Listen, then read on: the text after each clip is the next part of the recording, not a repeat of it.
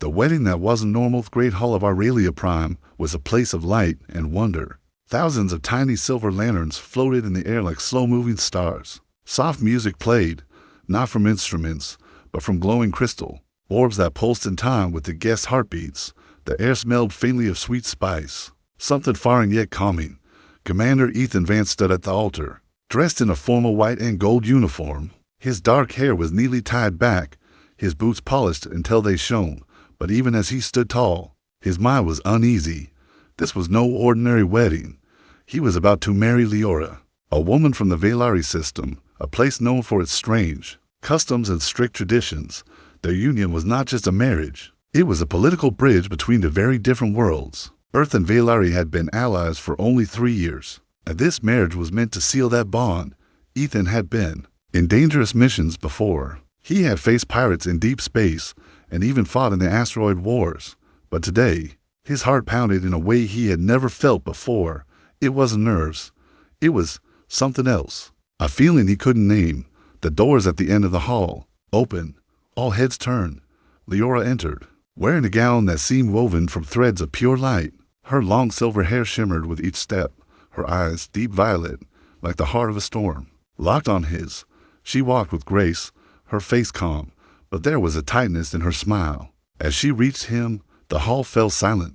The Velari priest, a tall figure wrapped in black silk, began speaking in their language, a soft, melodic tone that made the air feel heavy with meaning. Ethan stood still, waiting for the moment to give his vow. Then, just as the priest raised his hands for the blessing, Leora stepped closer to Ethan. Her lips barely moved, as she whispered something meant only for him.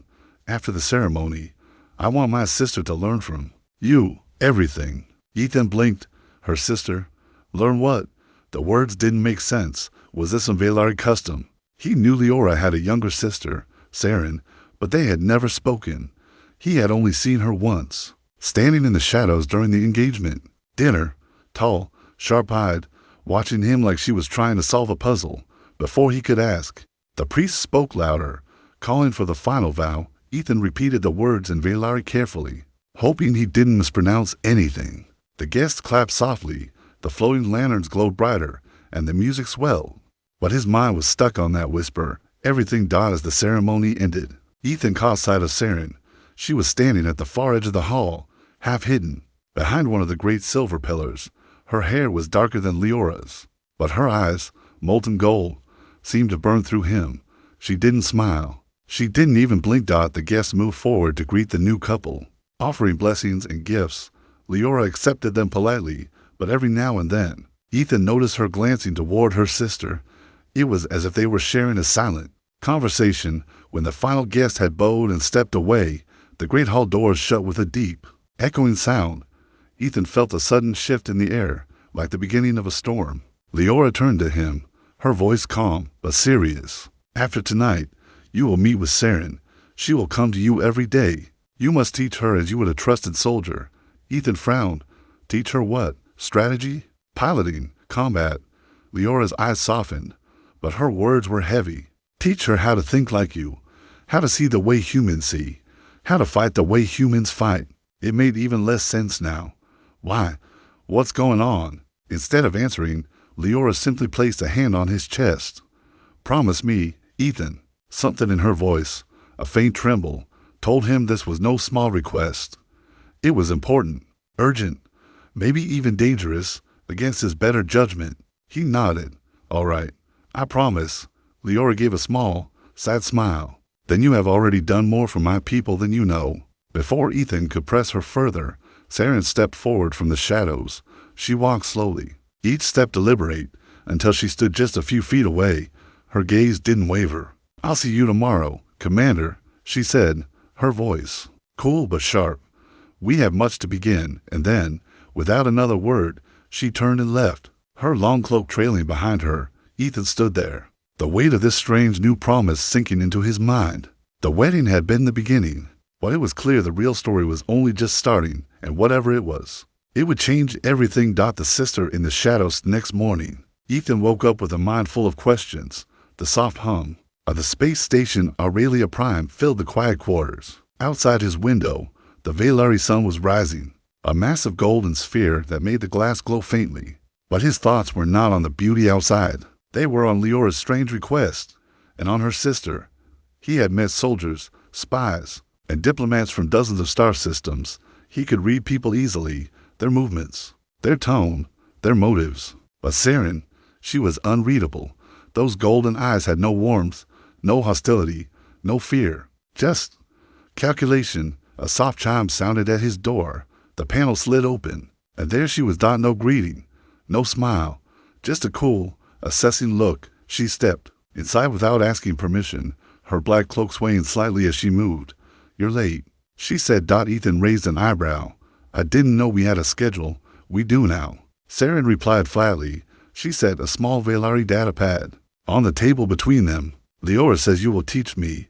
That means we begin immediately." He sat down, folding his arms. "All right, then tell me what you think you're here to learn."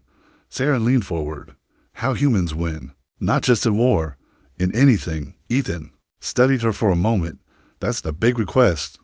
Your kind," she said, "has defeated stronger enemies. You've outsmarted faster minds. You've built empires without living for centuries like we do. You turn weakness into power. I want that." Her voice didn't shake. It wasn't a compliment. It was an order. Ethan decided to test her. "All right, first lesson. Humans win because we break rules when the rules don't work." Her eyes narrowed slightly. "You mean cheat, not cheat," Ethan corrected. "Adapt. When the ground shifts, we move with it. When the enemy expects one thing, we give them something else. If you always follow the same pattern, you're already defeated." She didn't answer right away. Instead, she tapped something on her data pad. A moment later, the room's floor panels shifted, and a combat simulation field appeared. A square of glowing lines. "Then show me," she said, stepping into the center. Ethan smirked. "You want a sparring match? I want to see if your words have weight."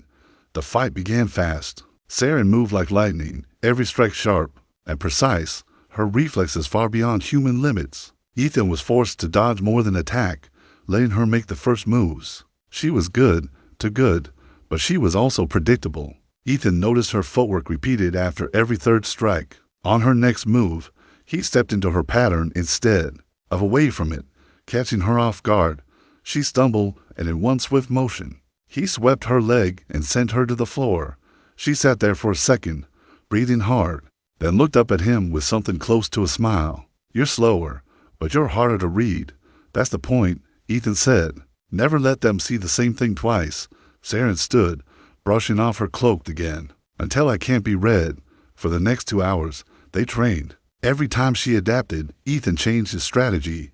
He fought sloppy, then sharp, then defensive, then reckless, always one step ahead. By the end, she was breathing heavier, her hair sticking slightly to her face. She took the data pad and entered a note without looking at him. "Humans are dangerous, not because of strength, but because of chaos." Ethan chuckled.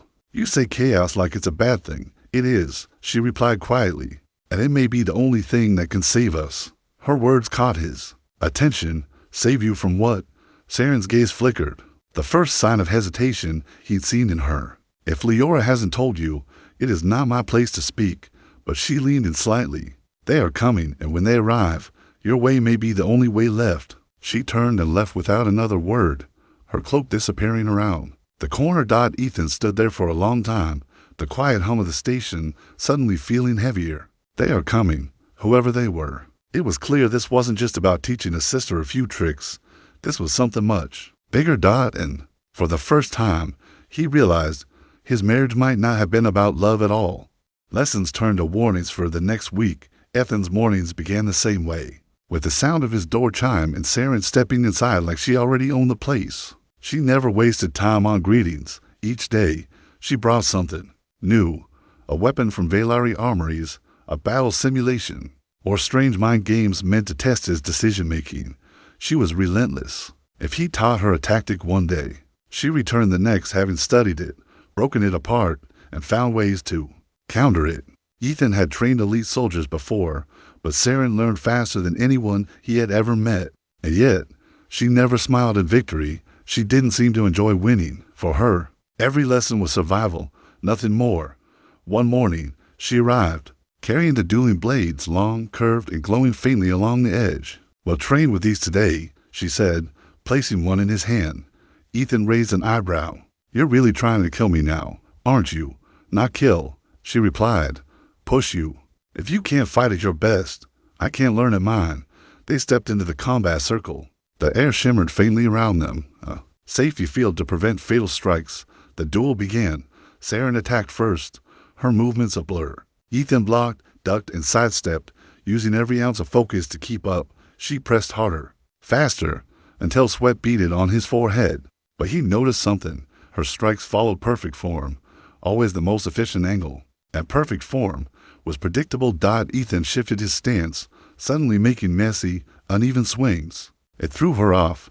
She hesitated for a split second, enough for him to twist her wrist and send her blade flying. She stared at him, breathing hard. "You fight like water. You change shape to fit the battle. That's the human way," Ethan said, lowering his blade. "We're not the strongest or the fastest. We win by being inconvenient." Saren wiped her brow, but her eyes had that same calculating light.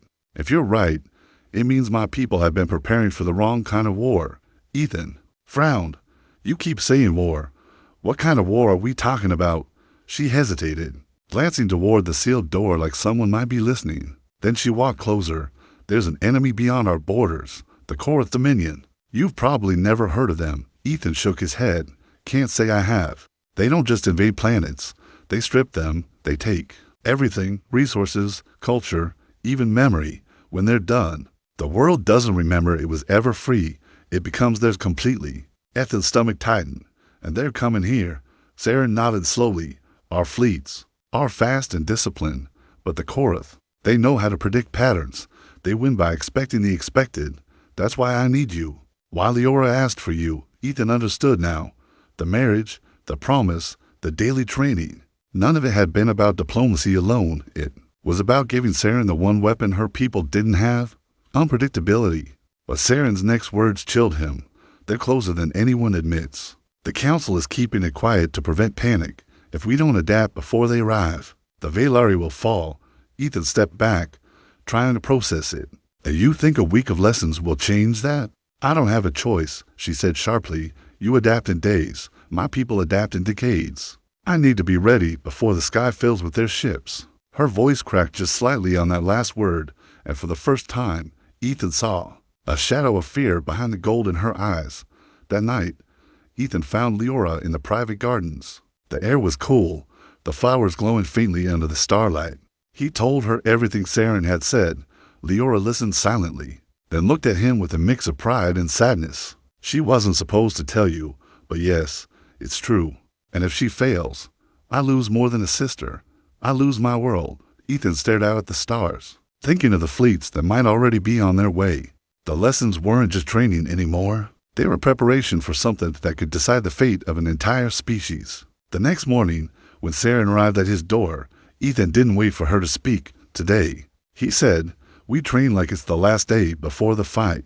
For the first time, a faint, grim smile touched her lips. "Good, because one day, it will be."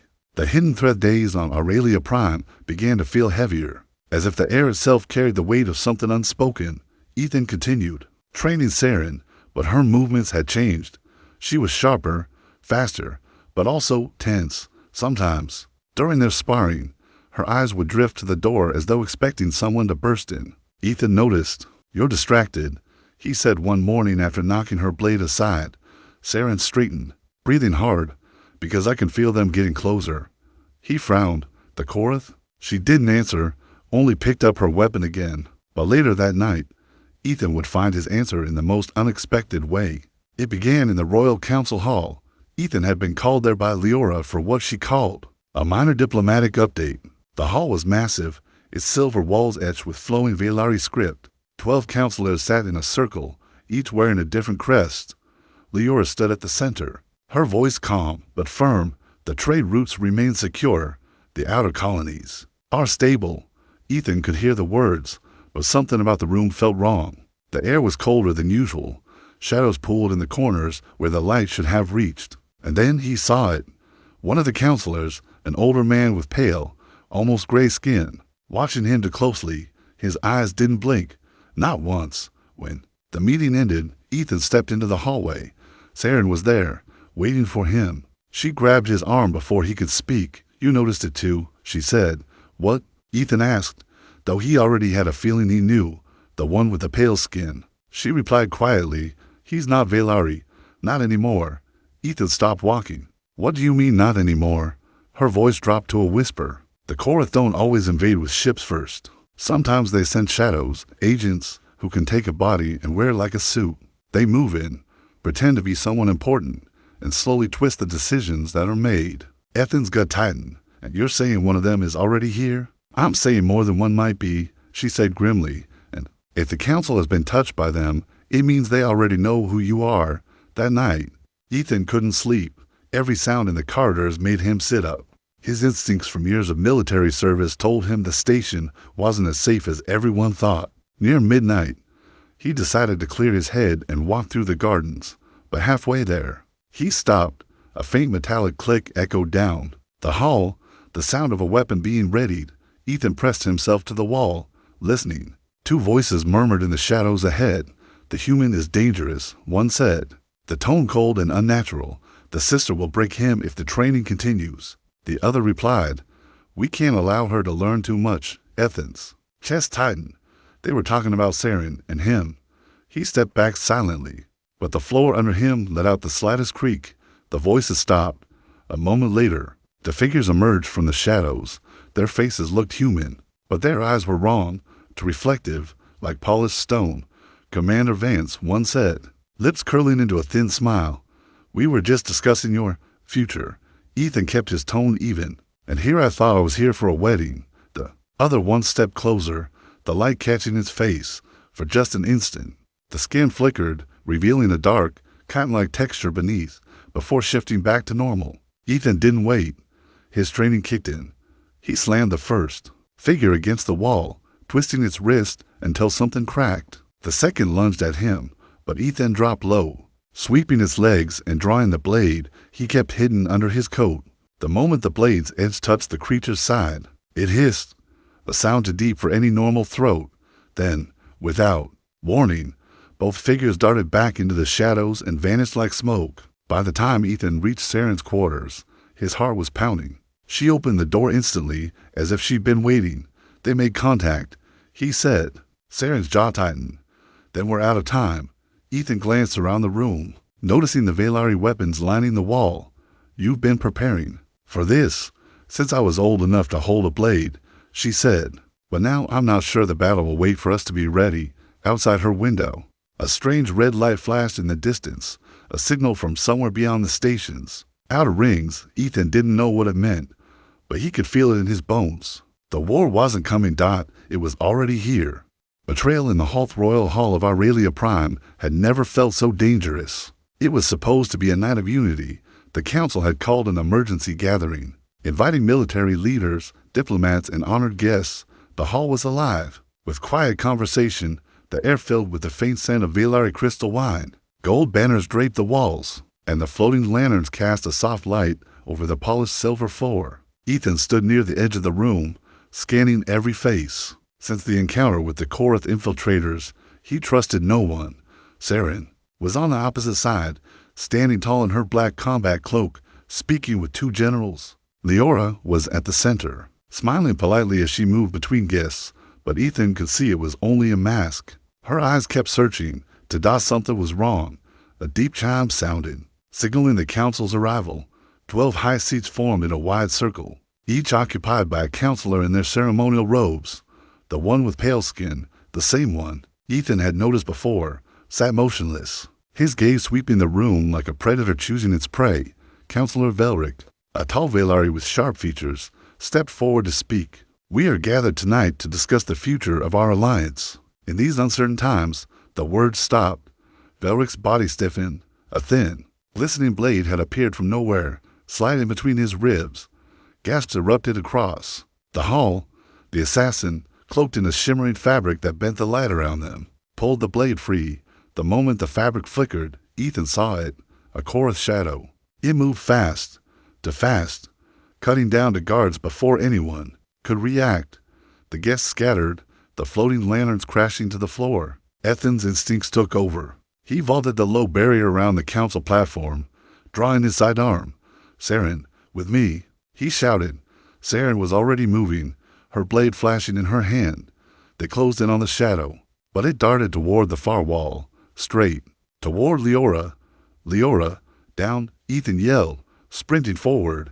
The assassin raised its blade, but Saren intercepted, locking weapons in a shower of sparks. The shadow hissed, that same deep, unnatural sound Ethan had heard in the corridor days earlier. Ethan moved to flank it, but before he could strike, the pale-skinned counselor stood suddenly and shouted, "Guards, seize them!" The words froze Ethan in place.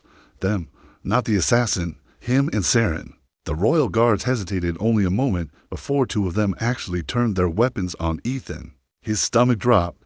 This wasn't just an attack. It was a setup. The assassin broke free from Saren's lock, slashing across her arm before vanishing again into the shifting light. Leora ran to her sister's side, her face pale with fury. Ethan stepped toward the guards, his voice sharp. "You're pointing those at the wrong people. That thing isn't gone. It's still in here." The pale-skinned counselor's lips curved into a slow smile. "Your kind is dangerous, Commander. We cannot allow your influence to spread." Ethan felt the weight of every eye in the room on him. He could see the pieces now. The chorus shadow had been sent to kill someone important, but the real goal was to frame him. If the Valari Council turned against him, Saren's training would end, and the chorus path to victory would be wide open. Suddenly, one of the ceiling lanterns shattered. From above, the shadow dropped again, lunging for Leora. Ethan didn't think. He moved, slamming into the creature midair. They both crashed to the ground, the assassin's blade scraping against Ethan's armor. Up close, Ethan saw his true form flicker beneath the disguise, black cotton plates, eyes like molten metal, and a mouth full of needle-like teeth. It hissed, twisting violently, trying to break free. Saren was there in an instant, driving her blade deep into the creature's side. It let out a horrible, echoing screech before its body dissolved into a dark vapor that disappeared into the air. Silence fell. The guards slowly lowered their weapons. The pale-skinned counselor stood, his smile gone. "This is not over," he said coldly. Before turning and walking out, without a single guard stopping him, Leora looked around the room, her voice ringing with authority. "Let it be known, without Commander Vance, I would not be standing here. The threat is real, and it is already among us." Some counselors nodded in agreement. Others looked away. The room was divided, and Ethan knew the Korath wanted it that way. Later, as the guests were escorted out and the mess was cleaned, Saren approached him. Her injured arm was wrapped, but her eyes were as fierce as ever. "They've made their move," she said. "Now we make ours." Ethan nodded slowly. "Then tomorrow, we stop training for theory. We start training for war." And in the cold silence that followed, they both knew there was no going back. War at the edge of the stars. Alarms rang across Aurelia Prime before dawn. A deep, rolling sound shook the air, followed by the automated voice of the station's defense system. Korath fleet detected. Outer defense lines engaged. Ethan woke instantly, pulling on his combat gear in seconds. He didn't have to check the comms. He already knew this was it.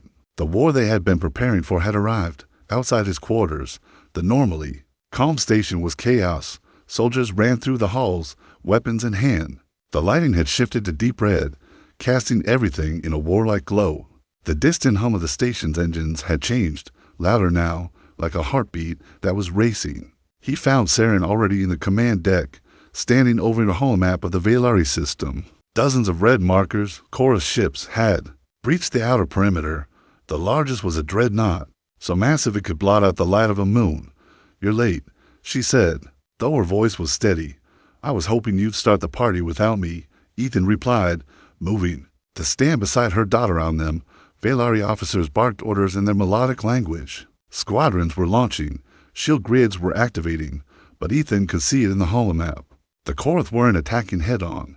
They were moving in strange, unpredictable patterns, splitting into smaller groups and reappearing where the Valari didn't expect. "It was a trap. They're hurting us," Ethan said. "They want the fleet to spread out so they can strike the command ships." Saren's eyes narrowed. "Then we don't spread out." "No," Ethan said, pointing to the map. "We pull them in. Give them what they think they want, an easy shot, that we hit them where they're weakest. The Valari generals looked uneasy. Their doctrine valued precision and direct strikes, not deception, but Leora, who had just entered the deck, nodded. Do it. Follow his lead. The battle began in the cold silence of space. Through the viewing glass, Ethan watched as Valari cruisers fell back, pretending to retreat. The chorus ships surged forward, their black, insect-like hulls glinting in the distant starlight. Wait for it, Ethan muttered. His hands gripped the edge of the console. Not yet. The Korath dreadnought moved into range, its weapons charging. Now, at his signal, the hidden Valari strike wings, tucked behind asteroids, powered up and burst forward, surrounding the enemy's ships from all sides. Energy beams cut through the darkness. The trap had sprung. But the Korath didn't panic. Instead, their ships began changing formation mid-battle. Their movements impossibly fast for such large vessels. They're adapting, Saren said. Good, Ethan replied. Let them, we adapt faster. He relayed new orders, switching targets randomly, breaking formation, feigning weakness on one side before striking from another. The Korath were logical and precise. They weren't ready for chaos. Explosions lit the void, each one a brief. Sun in the darkness dot suddenly, a warning siren blared. The dreadnought's main weapon was powering up, a massive energy cannon, capable of wiping out an entire cruiser with one shot, and it was aimed at the command deck. They're coming for us, Saren said. Ethan's voice was calm but urgent. Then we go to them. He turned to the helm officer. Take us in close, right under their firing arc. The officer hesitated. Such a move was suicide if missed him. But Leora's sharp nod gave the order. Wait!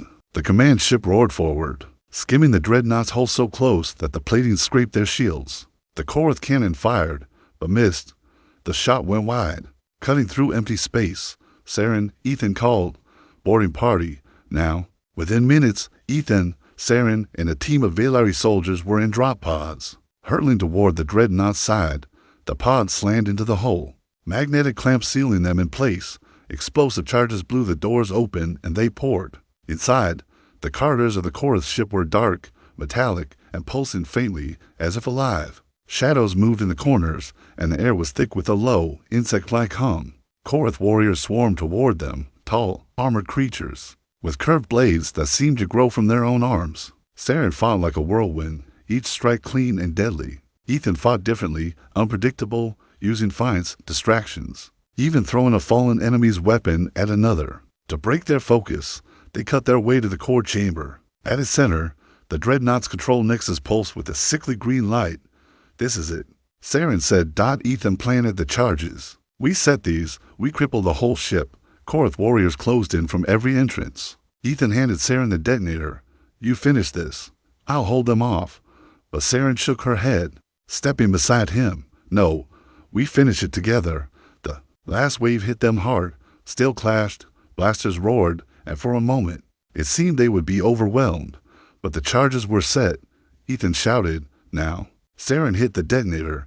A deep rumble shook the entire ship. The green light flared, then died.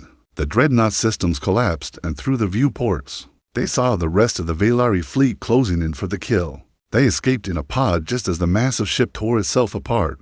In a silent, burning explosion, when they returned to Aurelia Prime, cheers filled the command deck. The Korath fleet was in full retreat.